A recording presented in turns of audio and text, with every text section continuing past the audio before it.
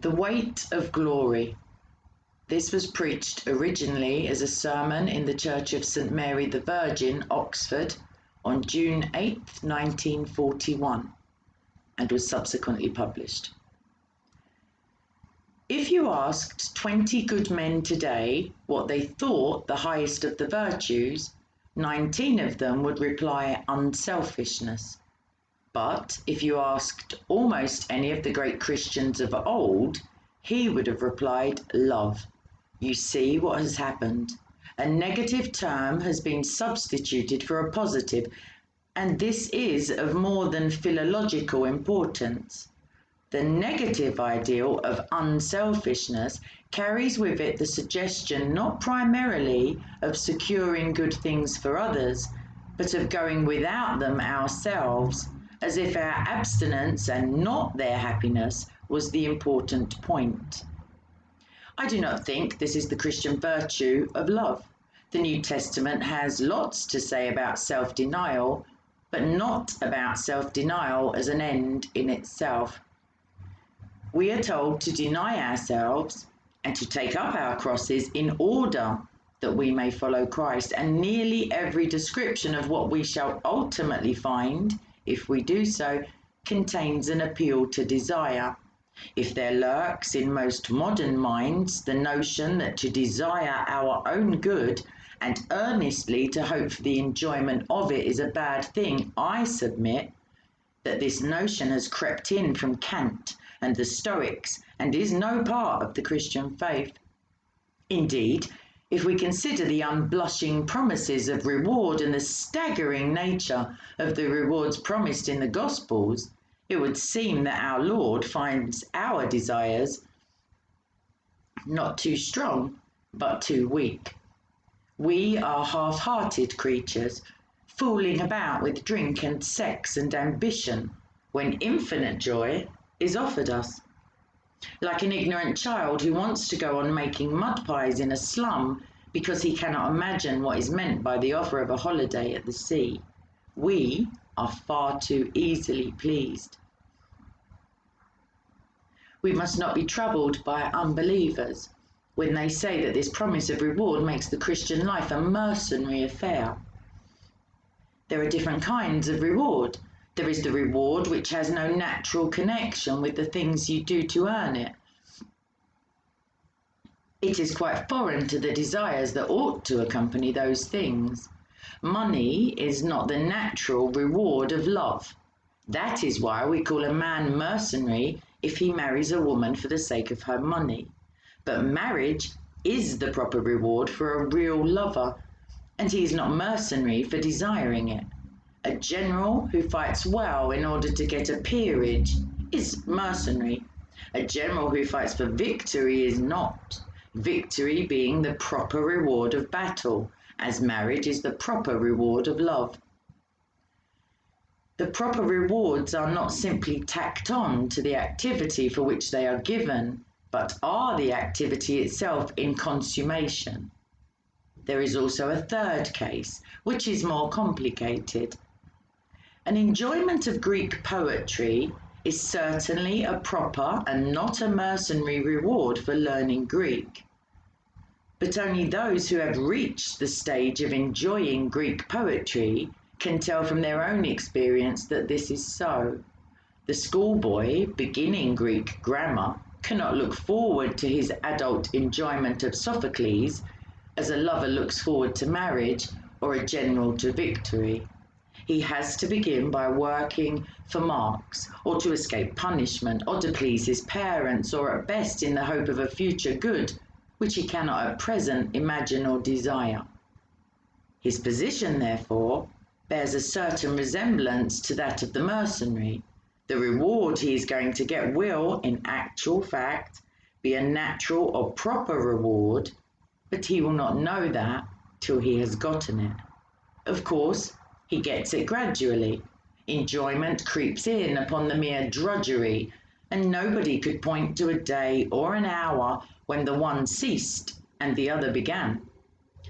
But it is just insofar as he approaches the reward that he becomes able to desire it for its own sake. Indeed, the power of so desiring it is itself a preliminary reward. The Christian, in relation to heaven, is in much the same position as this schoolboy. Those who have attained everlasting life in the vision of God doubtless know very well that it is no mere bribe, but the very consummation of their earthly discipleship. We who have not yet attained it cannot know this in the same way and cannot even begin to know it at all, except by continuing to obey and finding the first reward of our obedience in our increasing power to desire the ultimate reward. Just in proportion as the desire grows, our fear lest it should be a mercenary desire will die away and finally be recognized as an absurdity. But probably this will not, for most of us, happen in a day. Poetry replaces grammar, gospel replaces law, longing transforms obedience as gradually as the tide lifts a grounded ship. But there is one other important similarity between the schoolboy and ourselves. If he is an imaginative boy, he will quite probably be reveling in the English poets and romancers suitable to his age some time before he begins to suspect that Greek grammar is going to lead him to more and more enjoyment of the same sort. He may even be neglecting his Greek to read Shelley and Swinburne in secret. In other words, the desire which Greek is really going to gratify already exists in him and is attached to objects which seem to him quite unconnected with Xenophon and the verbs in pi. Now, if we are made for heaven, the desire for our proper place will be already in us, but not yet attached to the true object, and will even appear as the rival of that object. And this, I think, is just what we find. No doubt there is one point in which my analogy of the schoolboy breaks down. The English poetry which he reads when he ought to be doing Greek exercises may be just as good as the Greek poetry to which the exercises are leading him, so that in fixing on Milton, instead of journeying on to Aeschylus, his desire is not embracing a false object. But our case is very different. If a trans-temporal, trans-finite good is our real destiny, then any other good on which our desire fixes must be, in some degree, fallacious, must bear at best only a symbolical relation to that which will truly satisfy. In speaking of this desire for our own far-off country, which we find in ourselves even now, I feel a certain shyness. I am almost committing an indecency. I am trying to rip open the inconsolable secret in each one of you, the secret which hurts so much that you take your revenge on it by calling it names like nostalgia and romanticism and adolescence. The secret also which pierces with such sweetness that when, in very intimate conversation, the mention of it becomes imminent, we grow awkward and affect to laugh at ourselves. The secret we cannot hide and cannot tell, though we desire to do both. We cannot tell it because it is a desire for something that has never actually appeared in our experience. We cannot hide it because our experience is constantly suggesting it, and we betray ourselves like lovers at the mention of a name. Our commonest expedient is to call it beauty and behave as if that had settled the matter. Wordsworth's expedient was to identify it with certain moments in his own past. But all this is a cheat. If Wordsworth had gone back to those moments in the past, he would not have found the thing itself, but only the reminder of it. What he remembered would turn out to be itself a remembering. The books or the music in which we thought the beauty was located will betray us if we trust to them. It was not in them, It only came through them. And what came through them was longing. These things, the beauty, the memory of our own past, are good images of what we really desire. But if they are mistaken for the thing itself, they turn into dumb idols, breaking the hearts of their worshippers. For they are not the thing itself, they are only the scent of a flower we have not found, the echo of a tune we have not heard, news from a country we have never yet visited. Do you think I am trying to weave a spell? Perhaps I am, but remember your fairy tales. Spells are used for breaking enchantments as well as for inducing them, and you and I have need of the strongest spell that can be found to wake us from the evil enchantment of worldliness, which has been laid upon us for nearly 100 years. Almost our whole education has been directed to silencing this shy, persistent inner voice. Almost all our modern philosophies have been devised to convince us that the good of man is to be found on this earth. And yet, it is a remarkable thing that such philosophies of progress or creative evolution themselves bear reluctant witness to the truth that our real goal is elsewhere. When they want to convince you that Earth is your home, notice how they set about it. They begin by trying to persuade you that Earth can be made into heaven, thus giving a sop to your sense of exile in Earth as it is. Next, they tell you that this fortunate event is still a good way off in the future, thus giving a sop to your knowledge that the fatherland is not here and is not now. Finally, lest your knowledge for the trans-temporal should awake and spoil the whole affair, they use any rhetoric that comes to hand to keep out of your mind the recollection. Even if all the happiness they promised could come to man on earth, still each generation would lose it by death, including the last generation of all, and the whole story would be nothing, not even a story, forever and ever. Hence, all the nonsense that Mr. Shaw puts into the final speech of Lilith and Bergson's remark that the élan vital is capable of surmounting all obstacles, perhaps even death. As if we could believe that any social or biological development on this planet will delay the senility of the sun or reverse the second law of thermodynamics. Do what they will then, we remain conscious of a desire which no natural happiness will satisfy. But is there any reason to suppose that reality offers any satisfaction to it? Nor does the being hungry prove that we have bread. But I think it may be urged that that misses the point. A man's physical hunger does not prove that the man will get any bread. He may die of starvation on a raft in the Atlantic. But surely, a man's hunger does prove that he comes of a race which repairs its body by eating and inhabits a world where eatable substances exist. In the same way, though I do not believe, I wish I did, that my desire for paradise proves that I shall enjoy it, I think it a pretty good indication that such a thing exists, and that some men will.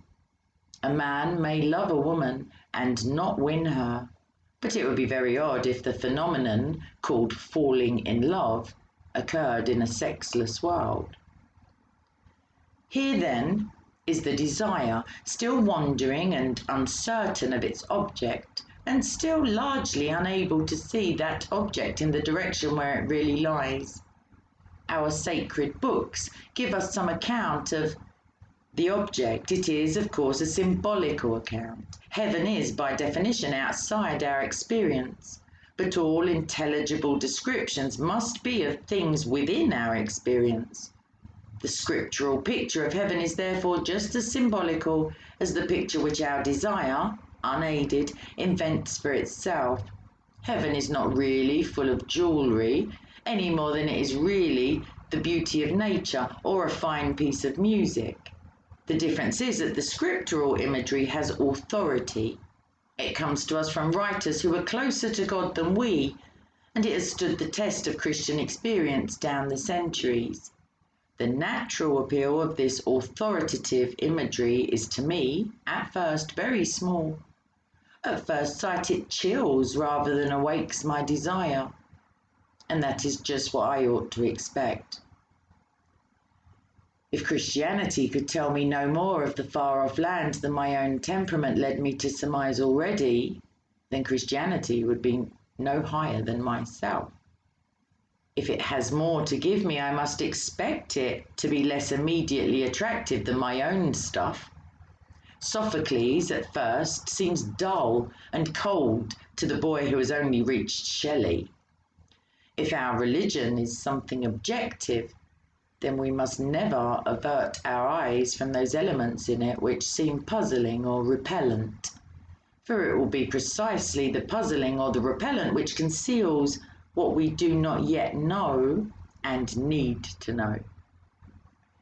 The promises of Scripture may very roughly be reduced to 5 heads. It is promised, firstly, that we shall be with Christ. Secondly, that we shall be like him. Thirdly, with an enormous wealth of imagery, that we shall have glory. Fourthly, that we shall in some sense be fed or feasted or entertained. And finally, that we shall have some sort of official position in the universe, ruling cities, judging angels, being pillars of God's temple. The first question I ask about these promises is, why any of them except the first? Can anything be added to the conception of being with Christ? For it must be true, as an old writer says, that he who has God and everything else has no more than he who has God only. I think the answer turns again on the nature of symbols. For though it may escape our notice at first glance, yet it is true, and truer than any conception of being with Christ which most of us can now form, will not be very much less symbolical than the other promises, for it will smuggle in ideas of proximity in space and loving conversation as we now understand conversation, and it will probably concentrate on the humanity of Christ to the exclusion of his deity. And in fact, we find that those Christians who attend solely to this first promise always do fill it up with very earthly imagery indeed. In fact, with hymeneal or erotic imagery. I am not for a moment condemning such imagery. I heartily wish I could enter into it more deeply than I do, and pray that I yet shall. But my point is that this also is only a symbol, like the reality in some respects, but unlike it in others, and therefore needs correction from the different symbols in the other promises. The variation of the promises does not mean that anything other than God will be our ultimate bliss. But because God is more than a person, and lest we should imagine the joy of his presence too exclusively in terms of our present poor experience of personal love, with all its narrowness and strain and monotony, a dozen changing images correcting and relieving each other are supplied. I turn next to the idea of glory. There is no getting away from the fact that this idea is very prominent in the New Testament and in early Christian writings. Salvation is constantly associated with palms, crowns, white robes, thrones and splendor like the sun and stars. All this makes no immediate appeal to me at all, and in that respect I fancy I am a typical modern. Glory suggests 2 ideas to me, of which one seems wicked and the other ridiculous. Either glory means to me fame, or it means luminosity. As for the first, since to be famous means to be better known than other people, the desire for fame appears to me as a competitive passion, and therefore of hell rather than heaven.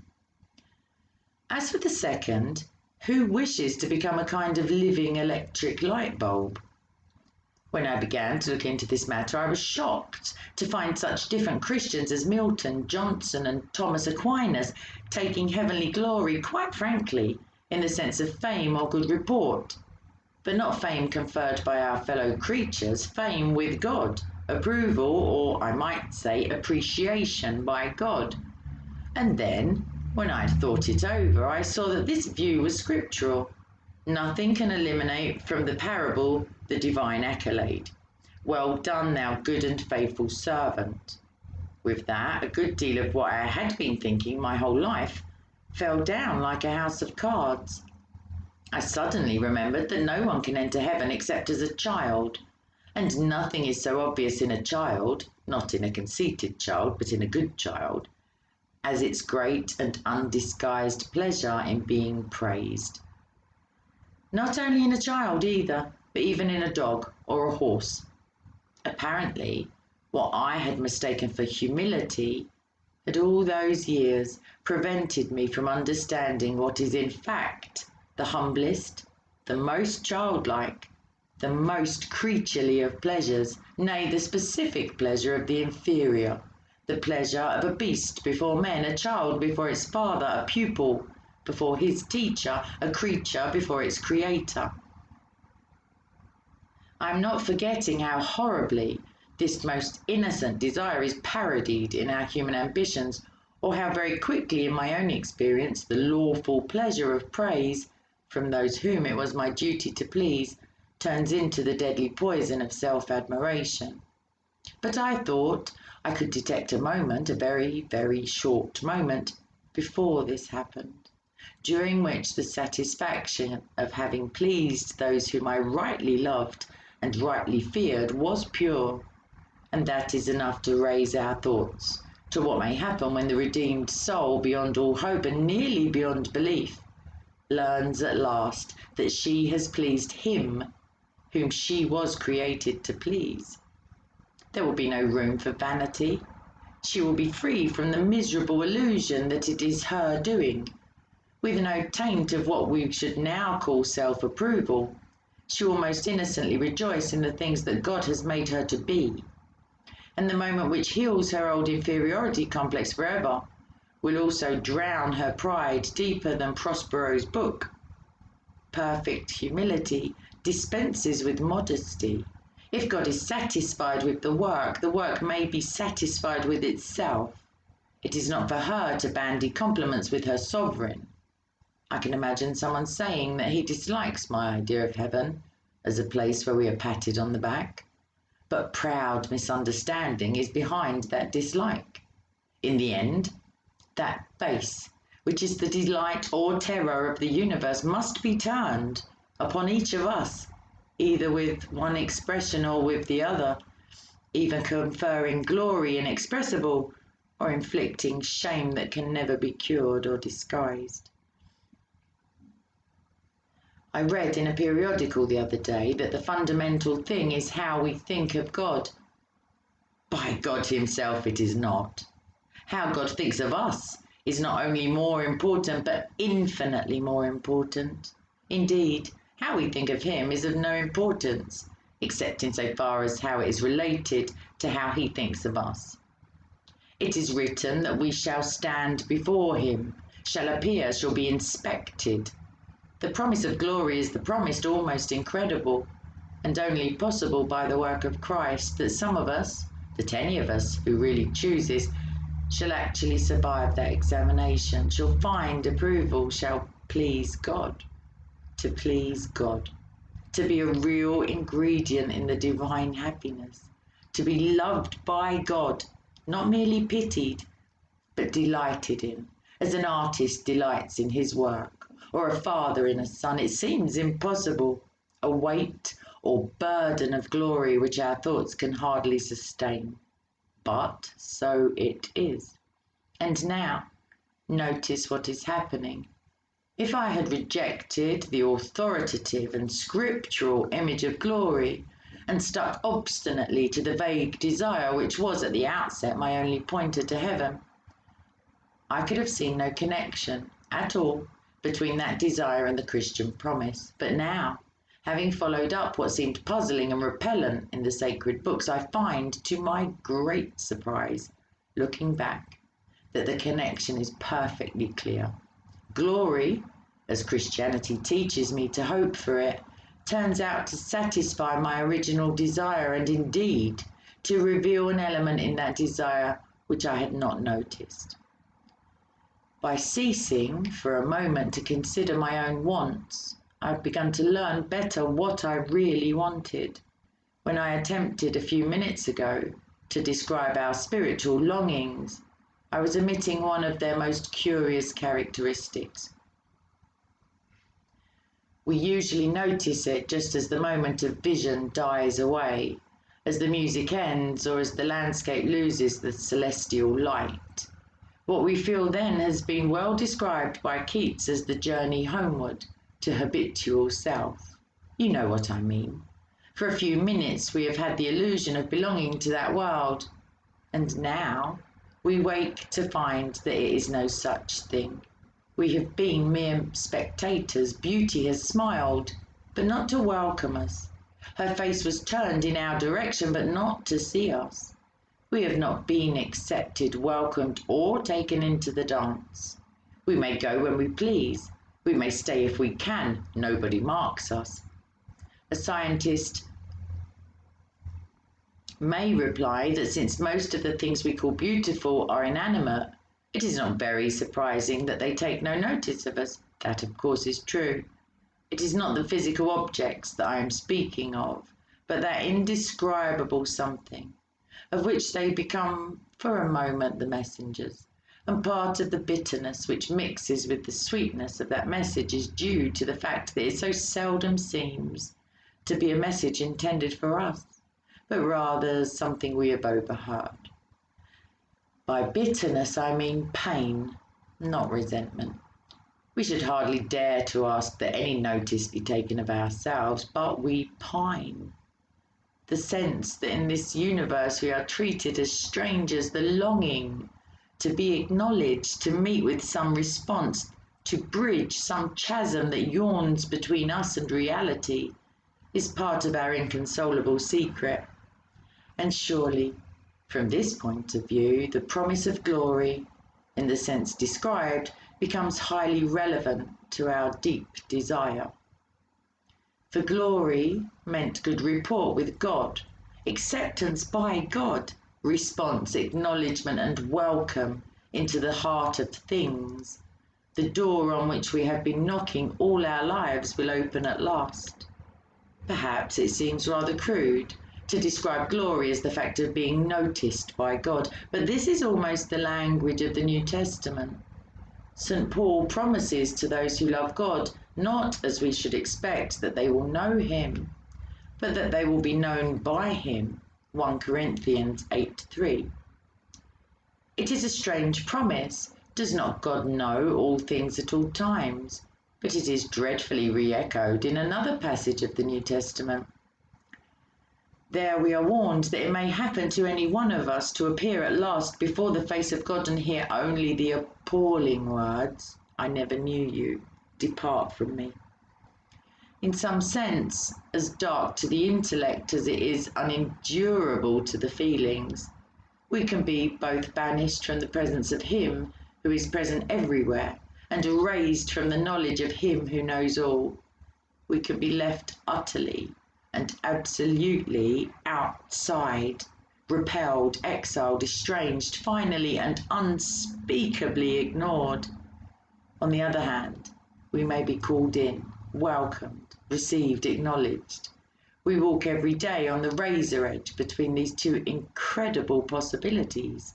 Apparently then, our lifelong nostalgia, our longing to be reunited with something in the universe from which we now feel cut off, to be on the inside of some door which we have always seen from the outer, is no mere neurotic fancy, but the truest index of our real situation.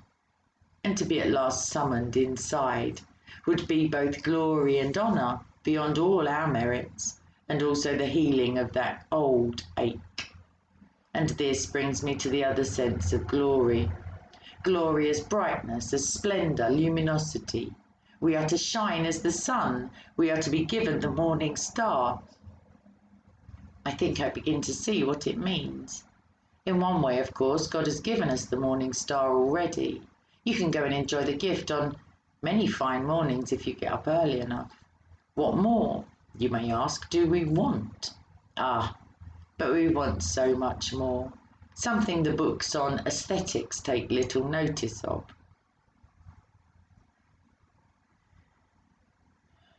But the poets and the mythologies know all about it. We do not want merely to see beauty, though God knows even that is bounty enough. We want something else which can hardly be put into words, to be united with the beauty we see, to pass into it, to receive it into ourselves, to bathe in it, to become part of it. That is why we have peopled air and earth and water with gods and goddesses and nymphs and elves. That though we cannot, yet these projections can enjoy in themselves that beauty, grace, and power of which nature is the image. That is why the poets tell us such lovely falsehoods. They talk as if the west wind could really sweep into a human soul, but it can't. They tell us that beauty born of murmuring sound will pass into a human face, but it won't. Or not yet.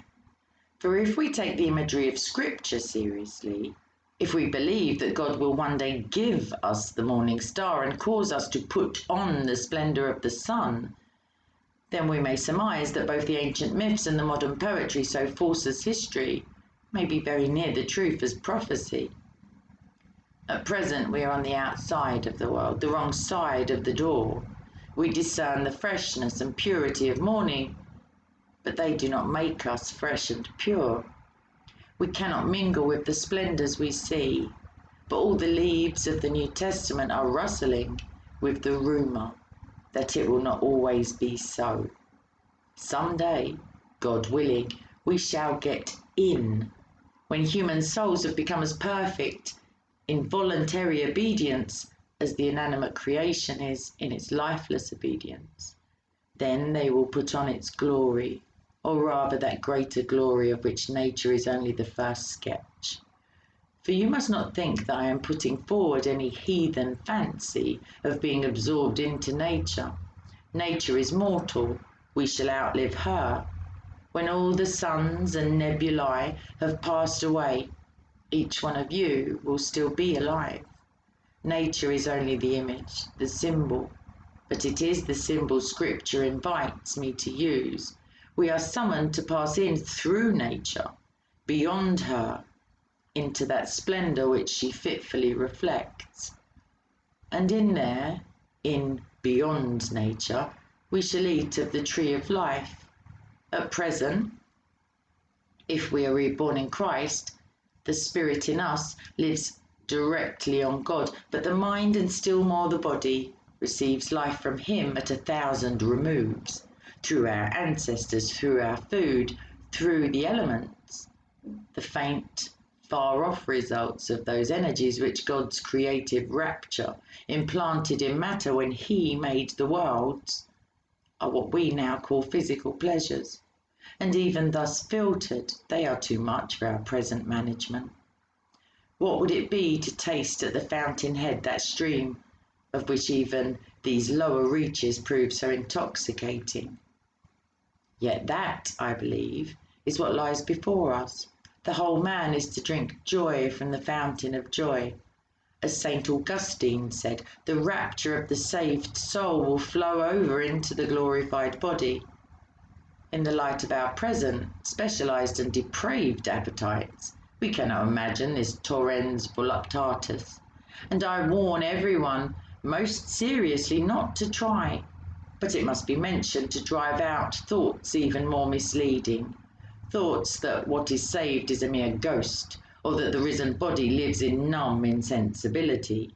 The body was made for the Lord, and these dismal fancies are wide of the mark.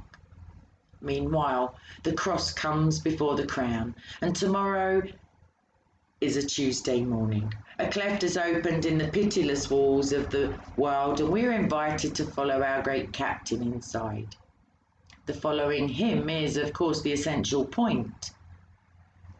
That being so, it may be asked what practical use there is in the speculations which I have been indulging.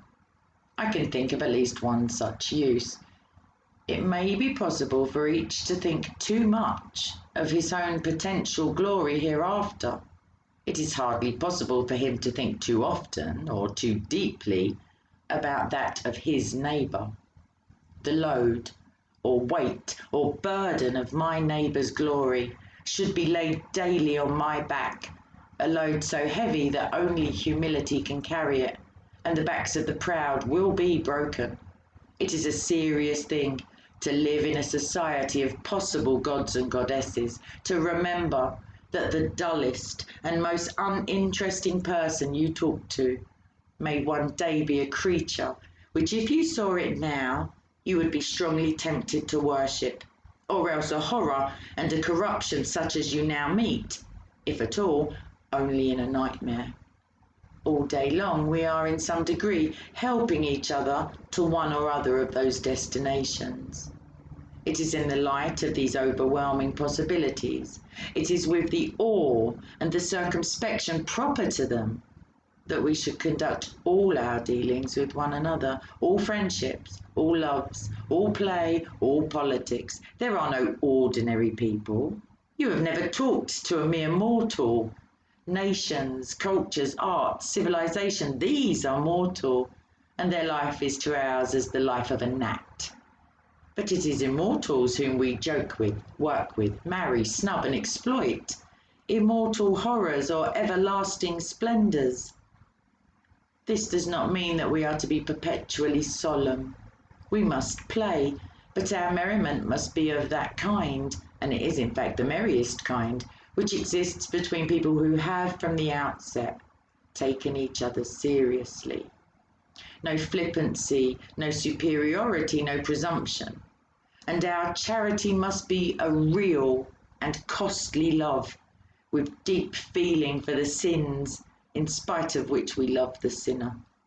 No mere tolerance or indulgence which parodies love, as flippancy parodies merriment. Next to the Blessed Sacrament itself, your neighbour is the holiest object presented to your senses. If he is your Christian neighbour, he is holy in almost the same way, for in him also Christ ver latitat, the glorifier and the glorified, glory himself, is truly hidden.